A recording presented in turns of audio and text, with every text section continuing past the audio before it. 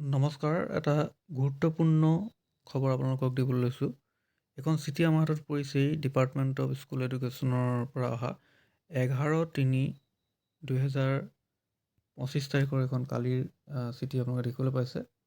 11/3/2025 এই চিঠিখন secretary to government of Assam department of school এডুকেশ্যনৰ পৰা লিখিছে।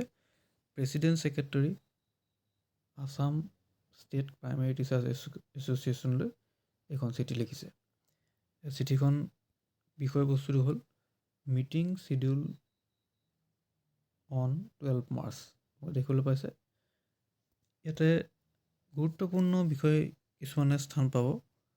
শিক্ষা বিভাগৰ লগত Assam state primary teachers association সদৌ অসম প্ৰাথমিক শিক্ষক সন্মিলনীৰ এখন মিটিং কাইলৈ 12 মাৰ্চত ধাৰ্য কৰা হৈছে।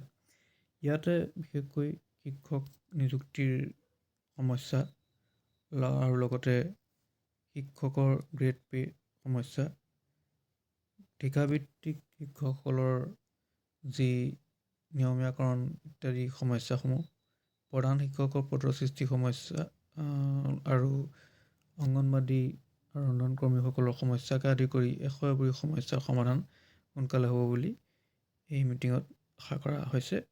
ইয়াতে কি লিখিছে এবাৰ চাওঁ আহক।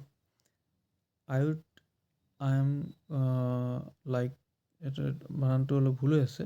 আই এম উড হৈছে, ইয়াত হ'ব লাগিছিলে I would like to inform you that a meeting to be chaired by honourable minister education Assam is scheduled on 12 March 2025 in its conference room, first floor, block 1, Janta Bhavan at 3:30 p.m.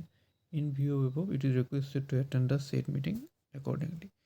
তাৰমানে এইটো শিক্ষা বিভাগৰ পৰা সদৌ অসম প্ৰাথমিক শিক্ষক সন্মিলনলৈ এখন নিমন্ত্ৰণ পত্ৰ দিয়া হৈছে যে মিটিঙত বিশেষ জৰুৰী সমস্যাসমূহৰ আলোচনা হ'ব। গতিকে ইয়াতে আপোনালোকৰ বহু সমস্যা শিক্ষকসকলৰ সমস্যাৰ সমাধান হ'ব বুলি আশা কৰিব পাৰি।